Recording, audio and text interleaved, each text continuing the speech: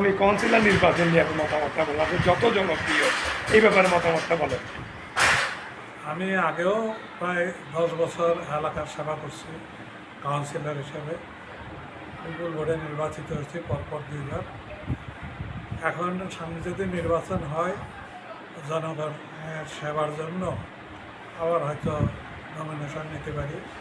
জনগণ যদি চায় আবার আবার সেবা নির্বাচন করার জন্য আমি প্রস্তুত আছি। এইটাই আপনি প্রত্যাশা ইনশাল্লাহ দল বল নির্বিশেষে আপনি সবাই কাছে দোয়া চাইতেছেন, হ্যাঁ। সবাই যেন আপনাকে ভোট দিয়ে জয়যুক্ত করে। সবাই যেন ভোট দেয়, ভোট দিয়ে নির্বাচিত করে।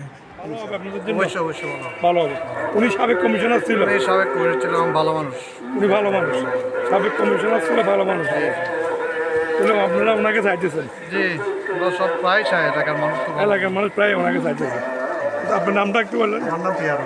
পেয়ারু, আপনি কি কোনো বাড়ি করেন? না, আমি কোনো পারি না। ধন্যবাদ আপনাকে। দল বল নির্বিশেষে আপনারা ভোটার আমি 7 নম্বর ওয়ার্ডের ভোটার। এই যে এখানে সাবেক যে কাউন্সিলর ছিল ইকবাল কমিশনার, জি। উনি লোক কেমন ছিল? ভালো ছিল। উনি যদি এবার নির্বাচিত হয়, মোটামুটি যদি পার্টি থেকে ওনাকে দেয়, উনি কি আপনাদের জন্য ভালো হবে? অনেক ভালো হবে।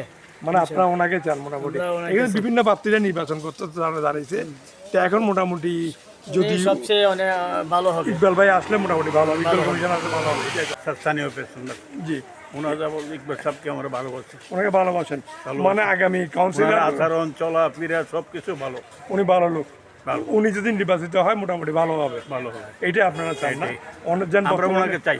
এখন বর্তমানে আগামী কাউন্সিলর হিসেবে উনি আসলে আপনাদের জন্য ভালো হবে, ভালো হবে। এইটাই চান না? আপনারা ওনাকেই চান? আমরা ওনাকে ধন্যবাদ আপনার, থ্যাংক ইউ ভাই।